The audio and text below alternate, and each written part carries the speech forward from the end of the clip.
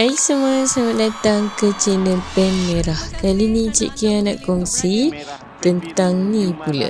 Innallilah wa inna ilaihi raji'un. Tiada angin, tiada ribut.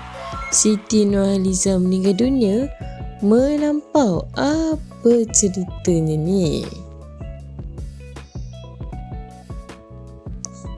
Khabar kurang menyenangkan datang dari musisi Siti Nurhaliza, penyanyi Melayu yang dikatakan meninggal dunia.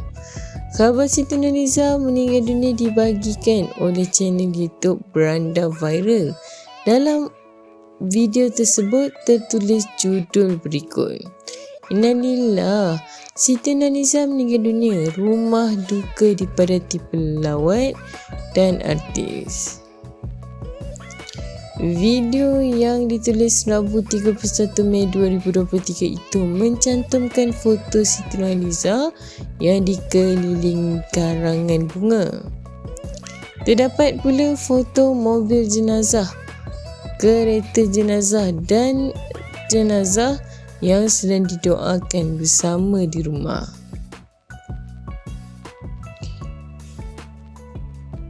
Setelah menonton keseluruhan video tersebut, informasi Siti Nurhaliza meninggal dunia adalah bohong. Video berdurasi 2 minit 42 saat itu hanya menayangkan foto-foto Siti Nurhaliza dan sejumlah selebriti lainnya.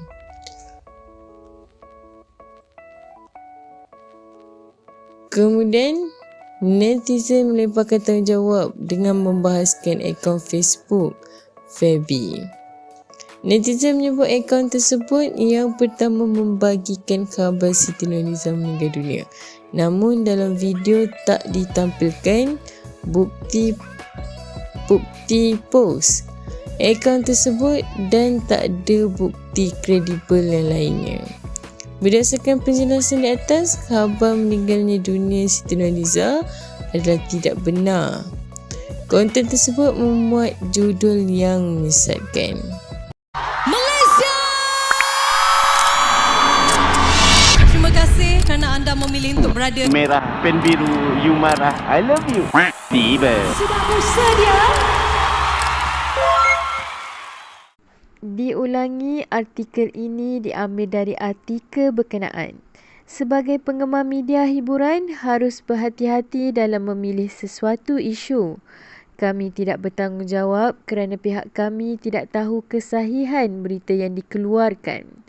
Jangan meletakkan kepercayaan penuh dan membuat spekulasi atas perkara yang kita tidak pasti. Menghayati hiburan boleh, jangan sampai kita melibatkan diri dengan fitnah dan buka aib mereka.